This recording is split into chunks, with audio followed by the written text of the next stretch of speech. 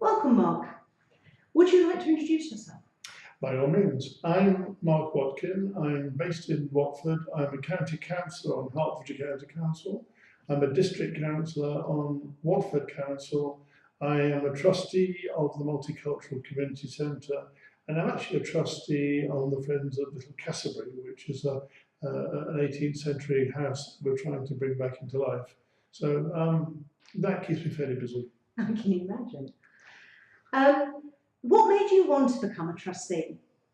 Okay, that's not particularly being a trustee as so much as I wanted to get involved in what the organisation was about.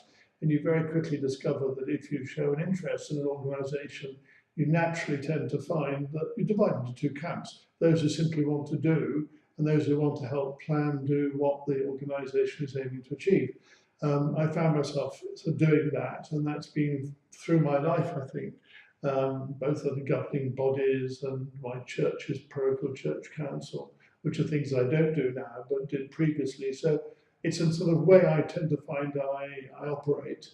I sort of start at the bottom working and then feel, oh, why don't I give them a hand and see if we can do it better.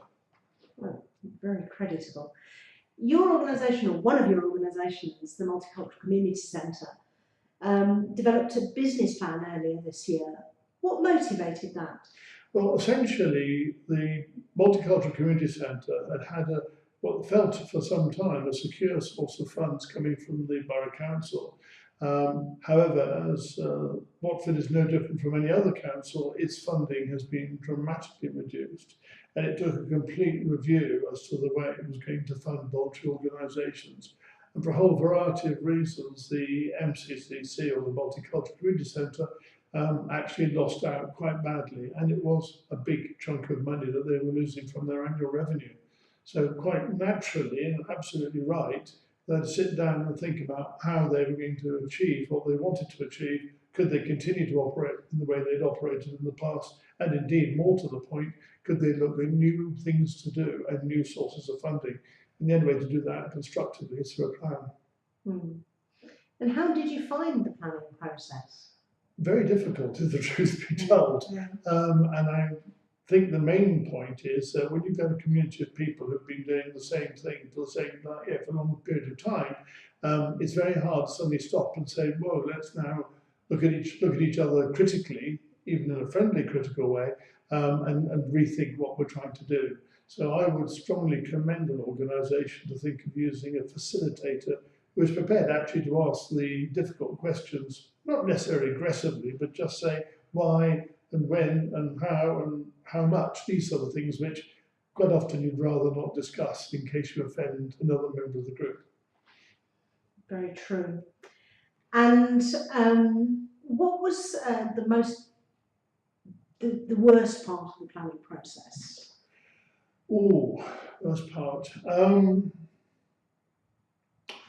That's a tricky one, actually, because the whole thing was quite sort of like having a cold shower, at least in the early stages. I think it's actually the idea that you've got to put a sense of discipline into the way you work in a way that you haven't before. So whereas you've rather allowed yourself to run to a fairly light, loose sort of direction, the plans by nature say, well, you've got a starting point and a finishing point. So fitting around those and thinking about what those meant in terms of actually carrying out the plan was quite a sort of, as I said, cold shower. So I guess that was the most difficult, but equally, it is actually getting to grips with what are the problems and how they should be best addressed. Easy to say, not necessarily as easy to actually work through. Dare I ask, was there a best bit?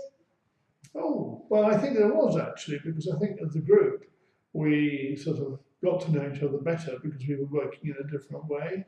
And I think it is better when you finish and you think, well, okay, there's a way forward now, which we probably didn't appreciate at the time. So yes, lots of positives, even if the journey might be a bit difficult to get there.